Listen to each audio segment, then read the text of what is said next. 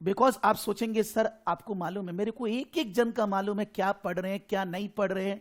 आपने क्या पूछा है, क्योंकि अभी तक नॉर्मली किसी का कोई डाउट नहीं, या तो बहुत जोर का पढ़े हैं, इतना इजी समझ में आया कि डाउट उजागर ही नहीं हुआ, या खराब से पढ़े हैं या पढ़े ही नहीं है, कुछ स्टडी नहीं किए, तो डाउट आएगा कहां से।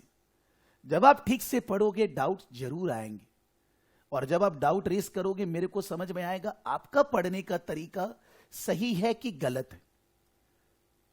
ये मेरा रिक्वेस्ट है आप लोगों से, बिकॉज आपका पास होना मेरे लिए आपसे ज्यादा इंपॉर्टेंट है। अपना क्रेडिबिलिटी, अपना गोल्ड माने जो प्लेटिनम लर्निंग पार्टनर सब ऑन स्टेक है आपके पास होने पे। तो इन दैट केस मेरे को तो ये कंपलसरी सब्जेक्ट है कि आपको पास कराना है, लेकिन आपको मेरी बात माननी होगी, ठीक है। तो किसी को कुछ पूछना है, any doubt for the time being? ये सब बात नहीं बोलेंगे, मेरा पढ़ाई नहीं हुआ, ये हो गया वो हो गया, तबीयत खराब था, घर में ऑफिस में, ये सब काम फायदा नहीं। I am not here to hear this. हाँ,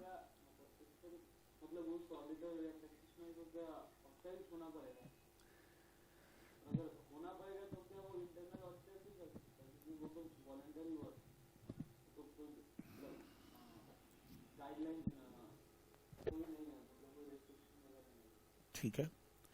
सबसे पहला बात है, जैसे हम लोग रूल्स एंड रेगुलेशंस और एडिट एंड एश्योरेंस में पढ़ा, अगर कोई लॉ बोल रहा है कि ऑडिट कराना है, कोई लॉ, कंपनी लॉ बोल रहे हैं कि आपको ऑडिट कराना है, इनकम टैक्स बोल रहा है आपको टैक्स ऑडिट कराना है, अगर कोई लॉ बोल रहे हैं, इंडिया में लॉ अलग है, यूके में अलग है, यूएस में अलग है, सबका अलग अलग लॉ है। If there is a law asking that audit should be done, then normally the law states कि वो ऑडिट कौन कर सकता है। जैसे इंडिया में अगर आपको स्टैट्यूटरी ऑडिट, एक्सटर्नल ऑडिट कराना है, तो लॉ बोलता है इंडियन कंपनीज एक्ट कि वो एक सुटेबली क्वालिफाइड पर्सन ही वो ऑडिट करेगा, और वो सुटेबली क्वालिफाइड पर्सन को बोला गया है CA chartered accountant from institute of chartered accountants of India. CA बनने के लिए आपको एग्जाम पास करना है, आर्टिकलशिप करना है, आपको उनका एथिक्स ऑन जो प्रैक्टिकल ट्रेनिंग होता है वो करना है, तब आपको सीए का मेंबरशिप मिलेगा। उसके बाद भी आपको सीए का प्रैक्टिसिंग मेंबर होना पड़ेगा, जॉब नहीं कर सकते आप। मैं ऑडिट कर सकता हूं, लेकिन जो लोग एम्प्लॉयमेंट कहीं ऑर्गेनाइजेशन में जॉब कर रहे हैं वो लोग कोई कंपनी का ऑडिट नहीं कर सकते। क्यों नहीं कर सकते? जब आपका जॉब में 10-12 घंटा जा ही रहा है तो आप भगवान थोड़ी ना है कि आप 24 घंटा काम कर लेंगे। When already you are engaged in employment in job, you can't do audit. You need to be a practicing member. तो आज लॉ बोल रहा है कि एक्सटर्नल ऑडिट के लिए सीए इंस्टीट्यूट का क्वालिफाइड पर्सन ही होना पड़ेगा। अगर इंडिया में cost audit can be done by a CA, cost audit can be done by CMA India member, then also that need to be practising member. अगर tax audit normally done by a CA, लेकिन मेरे को company law में नहीं याद है कि tax audit के अंदर कॉस्ट अकाउंटेंट भी प्रैक्टिसिंग मेंबर ऑडिट कर सकता है क्या। यानी कि जहां कहीं भी लॉ अगर बात कर रहे हैं तो लॉ बोलेगा कि कौन आदमी ये ऑडिट करेगा, लेकिन अगर लॉ साइलेंट है और कंपनी कोई चीज का ऑडिट कराना चाहता है अपने मर्जी से, वॉल्यूंटरी, बिकॉज आप देखेंगे नोट्स में लास्ट में शॉर्ट में भी रिव्यू के लिए लिखा हुआ है वॉल्यूंटरी मतलब कोई लीगल कानून नहीं है, कंपनी अपने मर्जी से वो काम करवा रही है, उसके लिए कोई सीए सीएमए होना जरूरी नहीं है। उसके लिए कोई भी पर्सन जिसको वो चीज आता है वो ऑडिट कर सकता है। तो review engagement generally are not compulsory by any law. Review engagement are generally voluntary. In that case, it is not essential to be an ACCA qualified, CIMA qualified, CMA qualified, ACA qualified, CMA India qualified, ऐसा कोई जरूरत नहीं है। Normally अगर हम लोग ये लोग को छोड़ देते हैं तो अकाउंटिंग, फिनेंस, रिस्क मैनेजमेंट ये सब और आता किसको है? डॉक्टर को थोड़ी ना आता है, इंजीनियर को नहीं आता है, आईटी पर्सन्स को नहीं आता है। और अगर कोई बोलेगा हम कोई क्वालिफिकेशन नहीं किया है लेकिन फिर भी हमारे में ये ज्ञान है, तो उसका एक्सपीरियंस देखना होगा कि वो 10, 15, 20 साल से ऐसा काम कर रहा है तो भी चलेगा। तो नॉर्मली अगर आप रिव्यू एंगेजमेंट में भी लोग जो एंगेज होते हैं प्रैक्टिकल लाइफ में, वो सब ACCA, सीमा, CA, CMA ये सब ही होता है, बिकॉज उनको वो चीज आता है, they are expert in that field. So rule नहीं है, लेकिन आप हायर उन्हीं को करते हैं बिकॉज वो काम अच्छे से करेंगे, उनको मालूम है कहां पर घपला है, कहां पर प्रॉब्लम है, क्या चेकिंग करना है, तो वो एश्योरेंस प्रॉपरली दे पाएंगे। मे बी अगर वो लिमिटेड एश्योरेंस है फिर भी वो प्रॉपरली दे पाएंगे। तो रूल नहीं है कि रिव्यू के अंदर एक ACCA ही इंगेज होगा, कोई भी हो सकता है। अगर कोई भी जगह कोई नियम कानून है कि यहां पर ये आदमी ऐसा कैटेगरी का ही होना पड़ेगा, तो वो नॉर्मली क्वालिफाइड ही होना पड़ेगा। तो अगर कोई कंपनी का फाइनेंशियल ऑडिट हो रहा है, PL balance sheet, cash flow, ये सब को चेक करने का रिक्वायर्ड बाय लॉ, वो एक ACCA ही कर सकता है। इंडिया में नहीं, बहुत सारा कंट्री में ACCA ऑडिट कर सकता है, इंडिया में नहीं, बिकॉज इंडिया ACCA कोर्स में we are not studying Indian law in Indian taxation. तो ऑडिट के टाइम पे आपको रेगुलेटरी चीज कंट्री स्पेसिफिक जानना पड़ता है। तो सिंस ACCA के पास वो ज्ञान नहीं है, इसीलिए ACCA को इंडिया में ऑडिट करना अलाउड नहीं है, एक्सटर्नल ऑडिट।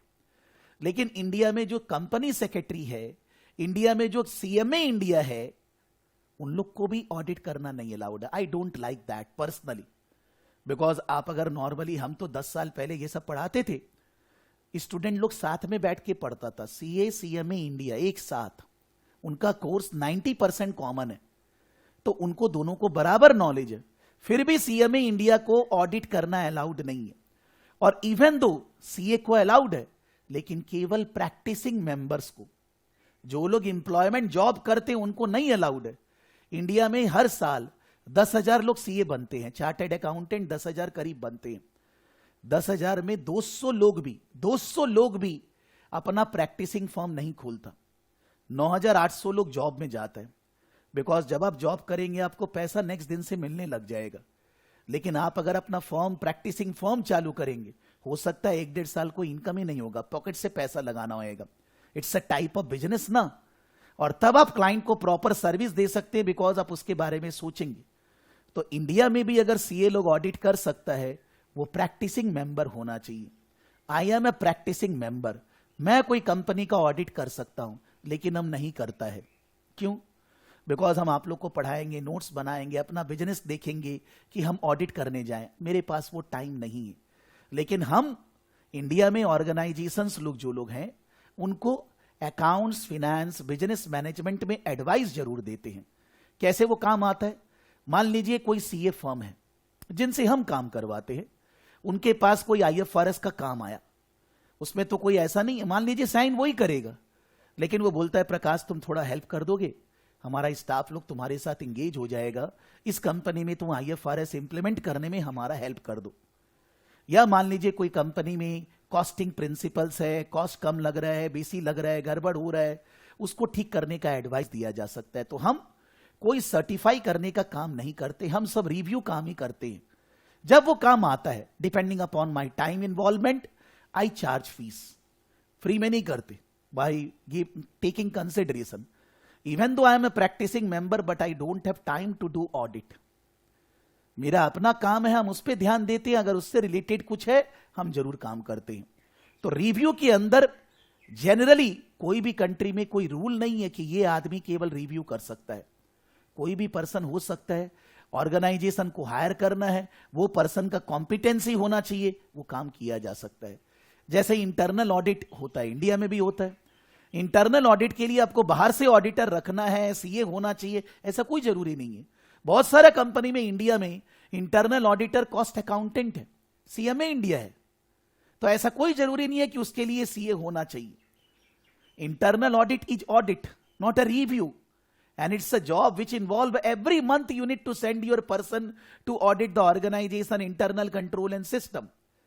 तो उस केस में कोई ऐसा नहीं है कि CA होना चाहिए, वहां नहीं लिखा हुआ है ऐसा, लॉ बोलता है एनी कॉम्पिटेंट क्वालिफाइड पर्सन। अगर बड़ी कंपनी का बात करेंगे, लिस्टेड है, तो वो कॉम्पिटेंट पर्सन को एक्सप्लेन किया हुआ है लॉ में। That is not a review job, but that can be done non-chartered accountant also. Even you are ACCA qualified, you can become internal auditor in Indian companies, even listed company also. कोई problem नहीं.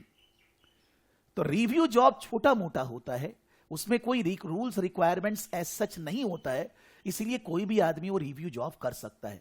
लेकिन country specific rules decide करते हैं कौन सा काम कौन आदमी करेगा. तो कंट्री स्पेसिफिक रूल्स हम लोग कुछ भी नहीं पढ़ रहे. ना तो हम लोग यूके का रूल्स पढ़ रहे हैं, ना इंडिया का रूल पढ़ रहे हैं, ना कोई और कंट्री का, because these are global course. तो जब आप प्रैक्टिकली अगर कोई इंडियन कंपनी में काम करेंगे, आपको कोई असाइनमेंट मिलता है एज अ कंसल्टेंट और समथिंग, आपको नियम कानून इंडिया का फॉलो करना पड़ेगा. अब चैट जीपीटी में डाल दीजिएगा, आप गूगल में सर्च कर लीजिएगा, आप कोई बुक देख लीजिएगा जिसमें आपको करना अलाउड है कि नहीं है, तब आप काम करेंगे. वो मैं भी अगर कोई काम करूंगा और मेरे को लगता है कोई साइन फाइन करना है, तो हम पहले चेक करेगा कि वो अवेलेबल मेरे लिए है कि नहीं, इंडियन लॉ के अनुसार आई एम अलाउड और नॉट. नहीं तो हम वो काम नहीं कर सकते ना. गेटिंग? अभी ये इतना बात बोल रहे हैं, मान लीजिए एग्जाम में इतना थोड़ी ना लिखना है, लेकिन हम जैसे बोलता है कि आई am not the person who prepare notes. मैं कापलान और बीपीपी नहीं हूं कि स्टडी मटेरियल बनाता हूं, बिकॉज उसके लिए अलग जोश चाहिए, अलग टाइम चाहिए, अलग रिसोर्सेस चाहिए. So they are the material provider. लेकिन हम लोग क्लास में जो दायां बायां इधर उधर एग्जाम्पल डिस्कस करते हैं, वो वही सब चीजें हैं जो किताब में एक्स्ट्रा लिखा हुआ है. अलग से प्रैक्टिकल एग्जाम्पल लेते हैं, तो ये अलग एक हो गया study, you are referring the books and you are reading the books and then you are preparing. एक हो गया you are taking the training classes. The third, which is called coaching, training. And the third is called, you will be learning the things by working. काम करते हुए चीजों को सीखेंगे. मेरे ख्याल से सबसे इंपॉर्टेंट लर्निंग वही है, काम करते हुए. तो those who are working professional in our classes, 80% are working professional. May be आप ऑडिटिंग रिलेटेड कुछ करते नहीं है कंपनी में, लेकिन आपकी कंपनी में ऑडिट तो होता होएगा. आप उसमें जानबूझकर अपना दिमाग लगाइए, थोड़ा एक्स्ट्रा टाइम दीजिए, जिससे कि आप ऑडिटिंग सब्जेक्ट को प्रैक्टिकली हैंडल कर पाए. और जो लोग मान लीजिए प्रियोजीत है, मदुराई है, there are many who are undergraduates और maybe graduates not working anywhere, उनको ऐसा सोचना है कि तुरंत तुरंत कहीं ना कहीं जॉब ज्वाइन करना चाहिए. अंडर ग्रेजुएट के लिए थोड़ा मुश्किल है, बट अगर ग्रेजुएट हैं और आप एसीसीए कर रहे हैं, आप घर पे बैठकर 10 घंटा पढ़ने का मत सोचिए, आप कहीं ना कहीं जॉब ज्वाइन करिए. ये मत सोचिए कि आपको पैसा बेसी मिल रहा है, कम मिल रहा है, काम, आप फ्रेशर हैं भाई, थोड़ी ना वो end of the life. You start your working, apply your brain, because कोई भी बात अगर हम लोग बोलते हैं, मैं एक बताया, लेकिन वो प्रैक्टिकली तो जाके नहीं किए ना. प्रैक्टिकल एक्सपीरियंस का बहुत इंपॉर्टेंस है. और जो लोग भी अंडर ग्रेजुएट है, उन लोग अभी मान लीजिए स्कूल है, कॉलेज है, क्लासेस, उनके पास टाइम नहीं है जॉब करने का, कोई बात नहीं है. फिर भी आप जितना हद तक हो सके, जैसे प्रियोजित दिमाग लगा रहे वैसे प्रैक्टिकल दिमाग लगाइए, चीजों को खाली पढ़िए मत. और जैसे ही आपका ग्रेजुएशन खत्म हो जाए, एग्जाम फिनिश, चुपचाप से जॉब ज्वाइन कर लेना है. आप बोलेगा जॉब कहां मिलेगा? सर जहां चाह वहां राह, where there is a will there is a way. आपको जॉब करना है, आप कहीं पर भी काम करेंगे. जैसे अभी हम लोग से सीमा पड़ी है स्टूडेंट, अभी 3rd ईयर में ग्रेजुएशन कर रही है, कंप्लीट नहीं हुआ है, उनका भी 3rd ईयर का एग्जाम है. जैसे प्रियोजीत या आपका 2nd ईयर का एग्जाम, उनका 3rd ईयर का एग्जाम है. And she joined Seema with us, she completed Seema in 1.5 year. She is from Kolkata, she has joined my organisation. I have made her product manager for Seema. कि सीमा के बारे में सारा चीज वो सोचेंगे. तो नॉर्मली बोलने का मतलब क्या हुआ कि वो तो फ्रेशर है, मैं उनको क्यों हायर करूं? सिखाएंगे, समझाएंगे, पैसा देंगे, ऐसा नहीं है फ्री में काम कराएंगे, बट जो उनका एम्बिशन है वो अभी पूरा नहीं होएगा. That she need to work properly. तो I mean to say that काम मिलेगा. हो सकता है बढ़िया नहीं है, हो सकता है, लेकिन अब काम करेंगे तब तो आगे का काम मिलेगा ना. आप 4 जगह हाथ पैर मारेंगे तब तो काम मिलेगा. तो काम मिलेगा. ग्रेजुएट लोगों को 15 से 20 हजार maybe KPMG, PWC, copy paste का काम है, मिलता है. अब काम कुछ भी करना चालू कर देंगे जैसे ही ग्रेजुएशन खत्म हो गया. ये नहीं कि आपको पैसे की जरूरत है कि नहीं, उससे कोई मतलब नहीं है. You need to work. If you don't work, You will never get the feeling of any study which we are doing. तो इसलिए सबको जरूरत है कि थोड़ा प्रैक्टिकल सोचिए, जिससे अच्छा लगेगा, पढ़ने में मजा आएगा. नहीं तो ऑडिटिंग ऐसे ही बोरिंग सब्जेक्ट है. And if you don't apply practicality, you will not like the auditing subject, और आपसे आंसर भी ठीक से नहीं बनेगा. ठीक है. नाउ एनीथिंग, बोलिए मधुराई.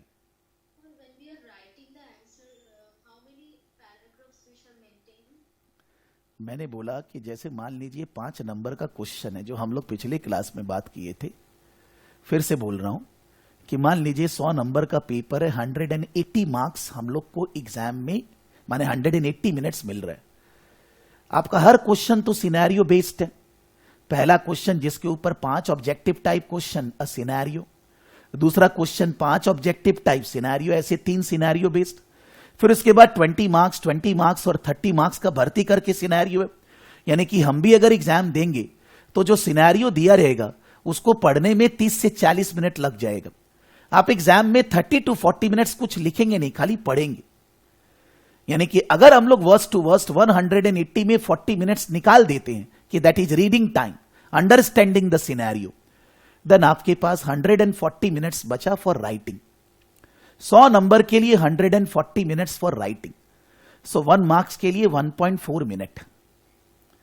यानी कि अगर आप एक क्वेश्चन का आंसर दे रहे हैं जो कि 5 नंबर का है, जिसमें आपको लिखकर समझाना है, पार्ट ए नहीं है पार्ट बी है, तो 5 into 1.4, your writing time is 7 minutes. 7 minutes में आपको इंस्टीट्यूट बोलता है on a font size of 11 you should be able, because आप इंस्टीट्यूट के प्लेटफॉर्म पे फॉन्ट साइज चेंज नहीं कर सकते. मैंने तो यहां फॉन्ट साइज 20 लिखा है, लेकिन आप एग्जाम में 11 फॉन्ट साइज यूज करके आंसर लिख सकते हैं. तो 11 फॉन्ट साइज में आपका स्पीड होना चाहिए 1.5 लाइन, अप्रोक्सीमेटली 1.5 लाइन. अगर आपका कंप्यूटर स्पीड नहीं भी, आप देख देख के 1.5 लाइन टाइप कर सकते हैं सब कोई, तो स्पीड का ऐसा कोई बात है नहीं. तो अगर 7 मिनट है तो 1.5 लाइन करेंगे तो 10.5 लाइन, 10.5 लाइन, यू से 10 लाइन ऑन एवरेज. अब जब भी आप आंसर लिखेंगे एक वर्ड, एक 1 लाइनर नहीं लिख सकते, पैराग्राफ वाइज लिखना है. आप अगर 2 पैराग्राफ लिखते हैं तो 5-5 10 लाइन. अगर आप 3 पैराग्राफ लिखते हैं तो 3-3-3 और 3-4 3 लाइन. आप 10 लाइन के बदले 9 लाइन लिख सकते हैं, लेकिन आप 10 लाइन के बदले 7 लाइन 6 लाइन नहीं लिख सकते. आप 10 लाइन के बदले 12-13 लाइन लिख सकते हैं. आपका स्पीड थोड़ा बढ़िया है, फीलिंग ज्यादा आ रहा है, चल सकता है. बट आप 10 लाइन के बदले 30 लाइन मत लिखिए, बिकॉज अगर आप 30 लाइन्स लिखेंगे एग्जाम में पेपर कंप्लीट नहीं होएगा, पार्शियली कंप्लीट होगा, बैलेंस क्वेश्चन छूट जाएगा. Unless and until somebody can type without looking at the keyboard like this, I can't. मे भी हो सकता है उनका स्पीड बहुत बेटर है, हो सकता है वो 30 लाइन भी लिख सकते हैं. इंस्टीट्यूट आपका लेंथ ऑफ आंसर को नहीं देख रहे, लेकिन अगर आप बहुत छोटा आंसर लिखेंगे तो आप वो कवर नहीं कर पाएंगे जो क्वेश्चन में पूछा गया है, तो इन दैट केस आपके मार्क्स अफेक्ट होंगे. तो एवरेज में 10-12 लाइन अगर 5 नंबर का क्वेश्चन है कवर होना चाहिए, जिससे कि हम लोग प्रॉपर एक्सप्लेनेशन दे पाए और आंसर को कवर कर पाए. अगर आप 10-12 लाइन लिखे, हो सकता है लड्डू मिलेगा लेंथी जोक के, बट आपने क्वेश्चन में जो पूछा वो आंसर लिखा ही नहीं, आप कुछ और ही लिख रहे हैं. या आपने आंसर लिखने की चेष्टा तो की, लेकिन कोई भी सूरत से वो प्रॉपर आंसर नहीं बना. मे भी आपको आता है, लेकिन आपने लिखने के टाइम पे चीजों को प्रॉपरली एक्सप्लेन नहीं किया, ध्यान नहीं दिया, तो 12 लाइन लिखने के बाद भी नंबर कुछ मिलने वाला नहीं है. ये सबसे बड़ा प्रॉब्लम है ऑडिटिंग सब्जेक्ट में, सबसे बिगेस्ट प्रॉब्लम है कि हम लोग सोच रहे हम लोग को आ गया, लेकिन जब हम लोग लिखते हैं तो दिखता है कि हम बहुत खराब लिख रहे हैं. ये आपको पता कैसे चलेगा? एक ही तरीका है, जब हम लोग कोई टॉपिक पढ़ लिए, हम लोग कोई क्वेश्चन डिस्कस किए या नहीं किए, आप वो क्वेश्चन को क्लास खत्म होने के बाद, रिकॉर्डिंग खत्म होने के बाद फिर से उसका आंसर लिखिए. लिखने के टाइम पे रूल 1.4 लगाएंगे कि अगर वो 5 नंबर, 7 नंबर, 10 नंबर का क्वेश्चन है, इंटू 1.4 एंड इंटू 1.5 मिनट्स को इंटू 1.5 करेंगे, उतना लाइन कवर करना है. आंसर लिखे, लिखने के बाद उसका मॉडल आंसर मार्किंग गाइडलाइन से कंपेयर करिए. कंपेयर करने से हो सकता है आपको अपना गलती समझ में आ गया, दिख गया, मेरे को ये करना है, मैं ये नहीं लिखा, लिख सकता था, सोचा नहीं, वगैरह वगैरह. हो सकता है कंपेयर करने से आपको लगे हम तो एकदम अलग लिखा है, ये लोग एकदम अलग है, हमारा आंसर भी सही है, हमारा गलती क्यों है, क्या प्रॉब्लम है। तो हम जिंदा है। तो आप वो क्वेश्चन, उसका आपका राइटअप, इंस्टीट्यूट का आंसर एक वर्ड फाइल में तीनों चीज कॉपी पेस्ट करके भेजेंगे। जब हम क्लास करेंगे आपको हमको याद नहीं दिलाना है, हमको पता है कि आपने मेल भेजा है, आप क्लास में है या नहीं है। हम आपका आंसर को क्रिटिकली एनालाइज करेंगे, जो सबको हेल्प होएगा, सबको दिखाएंगे कि आपकी गलतियां कहां हैं। आपका सही है तो सही बोलेंगे, गलत है तो गलत बोलेंगे, क्या गड़बड़ी है उसको फोकस करवाएंगे। तो जब आपको ये कंफ्यूजन होगा आप मेरे को भेजेंगे। So there are two types of doubts you all should be raising. One is जैसे प्रियोजित बोल रहे हैं कि सर रिव्यू के अंदर ऐसा होना चाहिए कि नहीं। दूसरा टाइप का डाउट होगा, आप क्वेश्चन आंसर्स लिख के प्रैक्टिस किए, आपने पीछे आंसर उसके बाद देखा, आपको समझ में आ गया, आपने अपना नोट्स में अपडेट कर लिया कि मेरे को ये बाद में ध्यान देना है, लेकिन पीछे का आंसर देखकर, मॉडल आंसर देखकर आपको फिर भी कंफ्यूजन है। तो हम जिंदा है ना, तो अभी तक ऐसा डाउट नहीं आया है। अब आने वाली क्लासेस में इस वीक से आने लग जाना चाहिए। नहीं आ रहा है मतलब कोई भी ठीक से नहीं पढ़ रहे, आ रहा है मतलब जो लोग दे रेस कर रहे हैं वो पढ़ रहे हैं। और अगर इस वीक में मेरे साथ नहीं आते हैं तो इन दैट केस समझ लीजिए कि एग्जाम जून में देना ही नहीं है। Then in that case we are not preparing to give exam. Last thing, Madurai या किसी का भी अगर एक पेपर बाकी है विच इज बीटी, और ज्यादा डीले उसमें नहीं करना है, बिकॉज नेक्स्ट मंथ से आपको ऑडिट पे बहुत जोर का ध्यान देना पड़ेगा। तो आप बीटी के ऊपर उतना फोकस कर नहीं पाएंगे। तो इसीलिए आपका अगर एक सब्जेक्ट बाकी है, एज सुन एज पॉसिबल उसका कहानी खत्म करना है। You can take maximum March end. Beyond that, your any one subject of knowledge level should not be left. Otherwise, you will puzzled in the month of April, and the same thing will happen. You are not giving exam for auditing because your BT is not done. आप अगर अप्रैल and में BT कर भी लेते हैं तो भी आप ऑडिटिंग का एग्जाम दे नहीं पाएंगे। तो then in that case problem हो जाएगा। प्रॉब्लम इतना ही है कि हम तो ऑडिटिंग फिर एक साल बाद ही लाइव पढ़ाएगा, और चारों सब्जेक्ट भी तो पढ़ाना होएगा ना लाइव। एक एक सब्जेक्ट करके लाइव होता है, तो फिर आपको इन दैट केस रिकॉर्डिंग पे डिपेंड रहना पड़ेगा। हम हेल्प करेंगे, लेकिन एक लाइव क्लास के साथ में भी लाइव नहीं करो, रिकॉर्डिंग करके उसके साथ रहने से मजा थोड़ा अलग है। और प्योरली पूरा रिकॉर्डिंग पे बेस होना उचित नहीं, मेरा एडवाइस है। अनलेस एंड अनटिल आप बहुत बिजी हैं, कुछ ऑप्शन नहीं है, तो आप रिकॉर्डिंग के ऊपर बेस होंगे। ठीक है। सो रूल्स फिक्स्ड है, 1 marks 1.4 minute and 1 minute 1.5 line. That should be the length of the answer. That is the average length suggested by the ACC Institute. और किसी को कुछ पूछना है भाई? Anything to ask? जो लोग कल परसों ज्वाइन किए उनको कुछ पूछना है? अभी क्लास में हम लोग साथ में हैं एकदम। You ask whatever your feeling are there. Don't think that what others will think. आपको अपना सोचना है यार, दूसरा क्या सोचेगा वो फायदा नहीं है।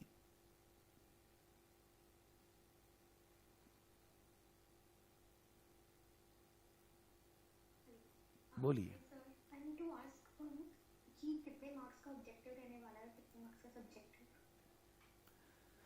आप फर्स्ट क्लास का रिकॉर्डिंग किए हो? नहीं, सिस्टम इश्यू से क्या मतलब? आपको व्हाट्सएप में तो मैंने फर्स्ट क्लास का रिकॉर्डिंग दे दिया है।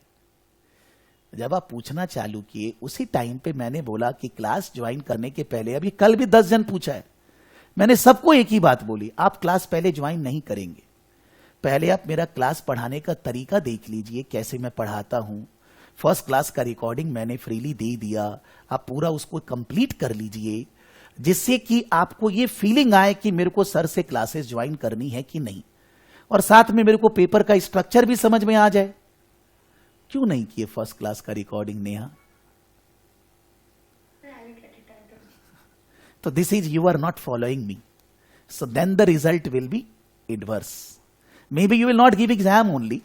मान लीजिए आप ज्वाइन किए हैं फिर भी एग्जाम ही नहीं दोगे, तो वो भी तो एक बड़ा फेलियर है। मेरे ख्याल से एग्जाम नहीं देना is a biggest failure in life then giving the exam and not passing the exam. Because अगर एग्जाम पास नहीं किए तो गलतियां तो समझ में आएंगी, एग्जाम देंगे ही नहीं तो गलतियां भी तो नहीं समझ में आएंगी।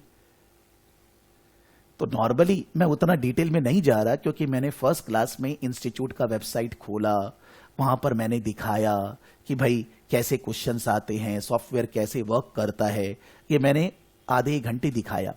फिर मैंने यहां पर जो ये क्लास स्लाइड्स बनाकर आप लोग सबको मेल किया है, तो ये क्लास स्लाइड्स के अंदर भी मैंने लिखा है कि एग्जाम का पैटर्न क्या है। कि एग्जाम का पैटर्न है कि सेक्शन ए बोलकर 3 सिनेरियो बेस्ड क्वेश्चन होता है, 3। और आप अभी पूछने चलिए चलेगा, स्टूडेंट कल एग्जाम आज पूछता है सर एग्जाम में कैसे क्वेश्चंस आएगा, तो जब वो ऐसा क्वेश्चन पूछ रहा है उसका क्या मतलब है कि वो कल एग्जाम में फेल होने वाला है, क्योंकि आप एग्जाम के 3 दिन पहले पूछ रहे हैं ऐसा बात, आज पूछेंगे चलेगा। इसीलिए मैं बोल रहा हूं कि आपको लगेगा फर्स्ट क्लास, कोई बोलेगा मैंने रिकॉर्डिंग कर लिया, और आता कुछ भी नहीं है। कि फर्स्ट क्लास में ऑडिटिंग एंड एश्योरेंस मैंने एक्सप्लेन करना चालू किया, पेपर सेटिंग बताया, सारा चीज बताया, आता कुछ भी नहीं है, तो रिकॉर्डिंग करने से हुआ क्या? रिकॉर्डिंग करने से कोई शाहरुख खान का मूवी थोड़ी ना है कि वो हो गया तो हो गया। May be I am harsh, बट आज हार्स होंगे तो जून में पास होकर डांस करेंगे ना दोनों। तो इसीलिए आपको अगर दिल पे लगे, लगना चाहिए, मैं दिल पे लगाने के लिए ही बोल रहा हूं कि आप बोलेंगे मैंने रिकॉर्डिंग कर लिया, लेकिन आपका एक क्वेश्चन पूछने से ही समझ में आ जाएगा आपने क्या रिकॉर्डिंग की है। मान लीजिए नेहा आपने बोला मैंने रिकॉर्डिंग नहीं किया, चलिए कोई बोलेगा सर मैंने रिकॉर्डिंग किया, और वो ये क्वेश्चन रेस करेगा कि सर एग्जाम में क्वेश्चन का पैटर्न क्या है, इसका मतलब वो क्या रिकॉर्डिंग की है, क्या पढ़ाई की है, सोचिए। तो आपका एक क्वेश्चन मेरे को समझा देता है आप कैसे पढ़ रहे हैं, बस एक क्वेश्चन रेस करने की जरूरत है। इतना बाल सफेद हो चुका है 25 साल से कि स्टूडेंट जैसे ही क्वेश्चन रेस करता है समझ में आता है वो पढ़ रहा है कि नहीं पढ़ रहा है कि ठीक पढ़ रहा है। तो आप क्वेश्चन रेस करेंगे तभी समझ में आएगा, चुपचाप बैठे रहेंगे क्वेश्चन रेस करेंगे नहीं, इसका मतलब कुछ नहीं पढ़ रहे, कोई डाउट ही नहीं है आपका, इसका मतलब प्रॉब्लम्स है। मान लीजिए मदुराई ने अभी पूछा, तो मेरे को लगता है मदुराई सेकंड क्लास का रिकॉर्डिंग की नहीं है, की है क्या Madurai? Have you done?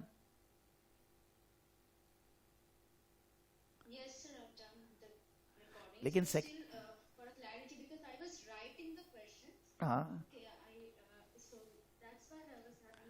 but I explained it in the today's 11.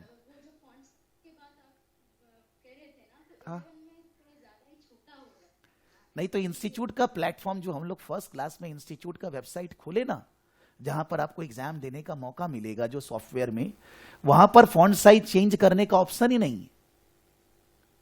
Institute का सॉफ्टवेयर जिसमें हम लोग सबको एग्जाम देंगे, वहां फॉन्ट साइज चेंज करने का ऑप्शन नहीं। यहां तो है, देखिए 20 मैंने करके रखा है, यहां है, लेकिन ये वर्ड का सारा फीचर्स आपके एग्जाम में नहीं होता है, इसमें से केवल 5% फीचर्स है।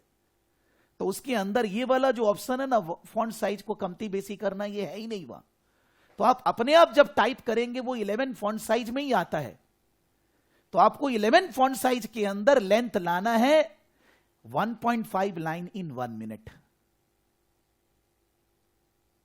वो भी हम लोग को जब हम लोग पढ़ लेते हैं, रिवीजन कर लेते हैं, तो प्रैक्टिस तो टाइमिंग वाइज भी करना होगा ना। आता है कोई चीज, मान लीजिए उसको 5 मिनट लगना चाहिए 7 मिनट, हम लोग उसको 20 मिनट दे रहे हैं, तो भी प्रॉब्लम है। हर चीज पे ध्यान देना होगा। So what I was saying that कि in the last class I said कि एग्जाम का क्वेश्चन का आंसर कैसे टाइम मैनेजमेंट करेंगे, फिर से बात किया। लेकिन अगर स्टूडेंट 2 बार 3 बार अच्छे से रिकॉर्डिंग कर रहे हैं तो उसको क्वेश्चंस आएगा ही नहीं ना, कैसे आएगा? एक एक बात मेरा मानना होगा सबको। मान लीजिए हम बहुत खराब है, खराब बात ही मानिए, मेरे को मालूम है कि मैं आपको कैसे पास करा सकता हूं, तो मेरा बात आपको मानना होगा। जब आप मेरे पे फेथ किए हैं, ट्रस्ट किए हैं, मेरे को पेमेंट किए हैं, मेरे साथ क्लासेस ज्वाइन किए हैं, A to Z मेरा बात आपको मानना पड़ेगा।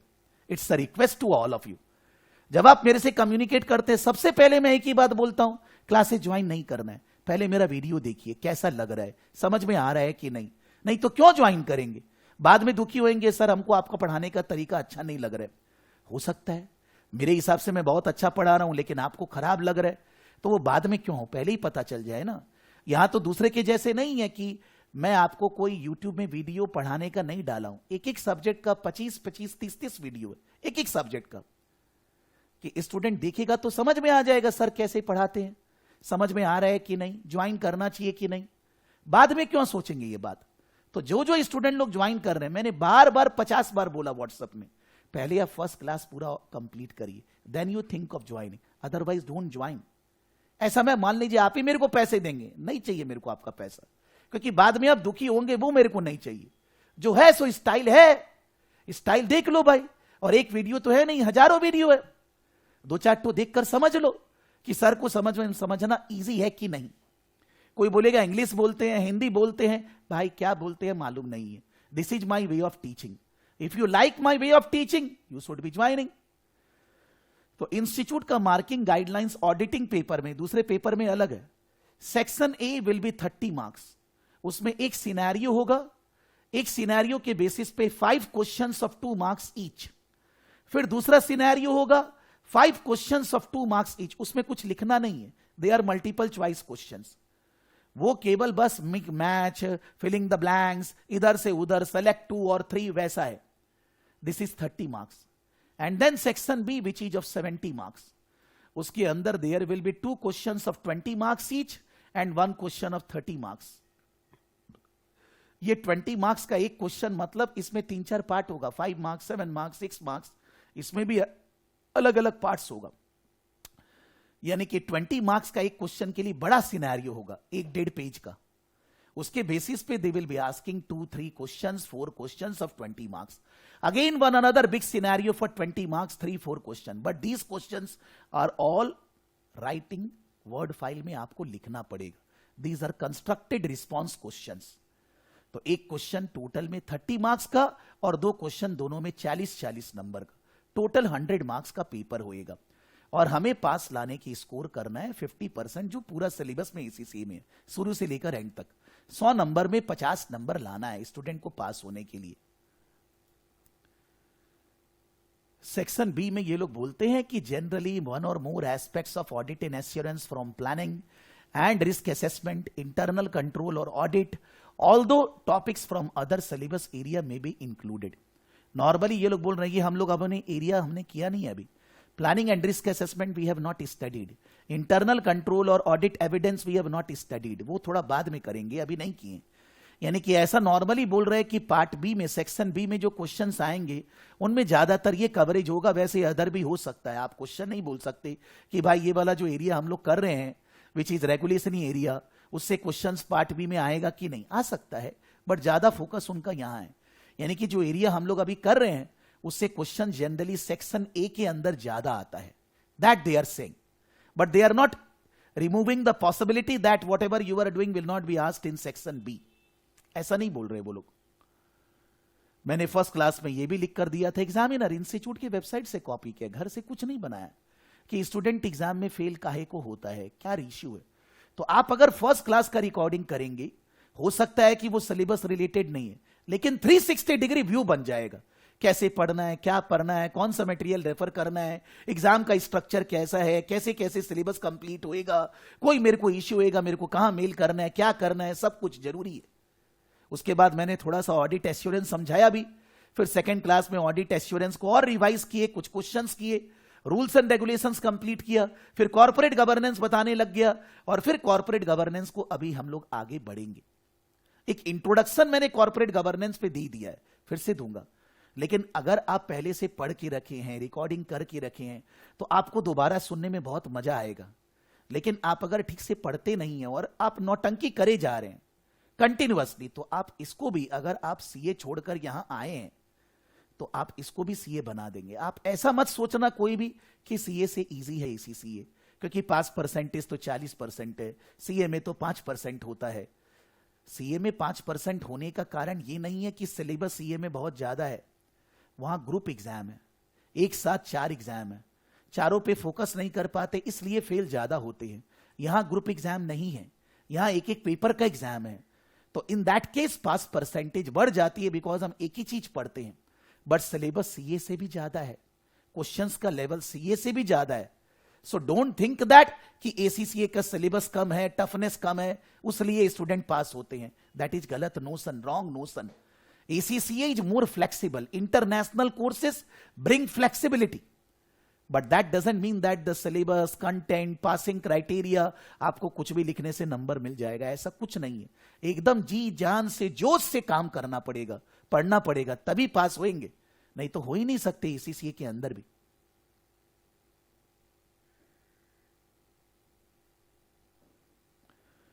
प्रार्थना जी फर्स्ट क्लास का रिकॉर्डिंग किए हैं। प्रार्थना जी को आंसर कौन देगा? स्टडी टेक्स्ट और एग्जाम किट से क्वेश्चंस करना है ना सर? प्रार्थना is asking this, who will answer? प्रार्थना, मेरे आंसर देने के बजाय I expect that somebody in the class will answer प्रार्थना क्वेश्चन।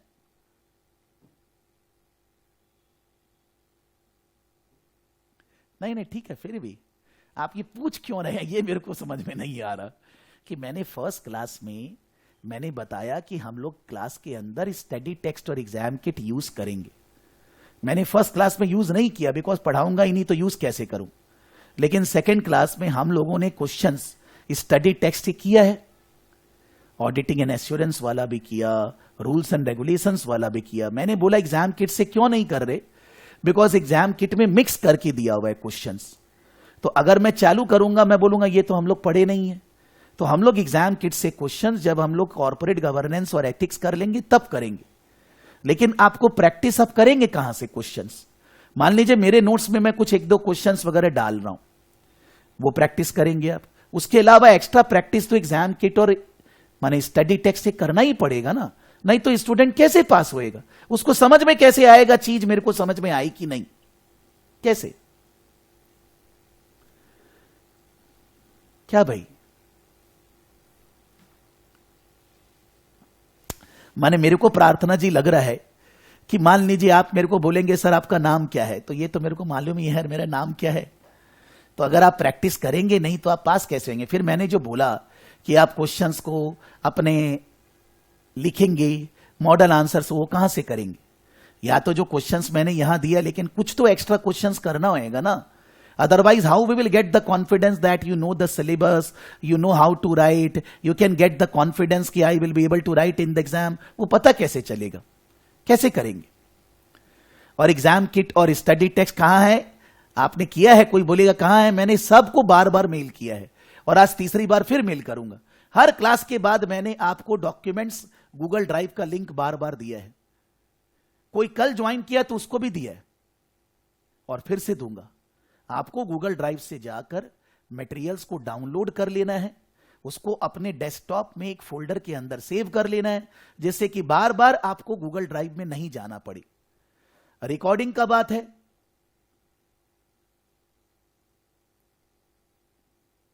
रिकॉर्डिंग का बात है तो रिकॉर्डिंग के लिए फर्स्ट क्लास हम लोग यूट्यूब पे डाल देते हैं, हो सकता है आगे भी डालेंगे, लेकिन फर्स्ट क्लास यूट्यूब पे डालने के बाद आगे की क्लासेस यूट्यूब पे नहीं डालते हम, वो आपको हमारे ऐप से ही देखने मिलेगा। और अगर आपको ऐप में कोई प्रॉब्लम है, रिकॉर्डिंग नहीं देख पा रहे हैं, आप मेल डालेंगे। जैसे मान लीजिए मैं एक एग्जांपल दे रहा हूं, कल मेरे स्टाफ ने गलती किया है। क्या गलती किया है? ये कल वाला बैच का स्टूडेंट है, SBR IFRS। Please note, while checking the video recording of the live class, I noticed that today's content is showing CMA US Part 2। मतलब मेरा टीम कम नहीं है, उन लोग CMA US क्लास को IFRS के अंदर, SBR के अंदर डाल दिया। ऐसा बहुत सारा मेल है। तो अब वो जब आएगा, इन्होंने मेल किया है रात को 12:38 AM, उस समय तो कोई था नहीं। तो अभी जब सुबह ऑफिस में वो लोग आएंगे 10 साढ़े 10 बजे, तो वो लोग इसको दूर कर देंगे। गलती हो गया, उन लोग दूसरा क्लास वहां अपलोड कर दिए, वहां सही क्लास अपलोड करना है। बिकॉज बहुत सारे लोग लाइव नहीं कर पाए, रिकॉर्डिंग करना है। लेकिन ये भी बहुत लेट से मेल किए, और भी ऐसा मेल आया है, तो स्टाफ आते ही उसको ठीक कर देगा, 2 मिनट में हो जाएगा। लेकिन अभी वो ठीक नहीं कर पा रहा। आई एम नॉट गेटिंग। प्रार्थना, यू आर सेइंग रिप्लाई। आप मेरे टीम को व्हाट्सअप की हैं क्या?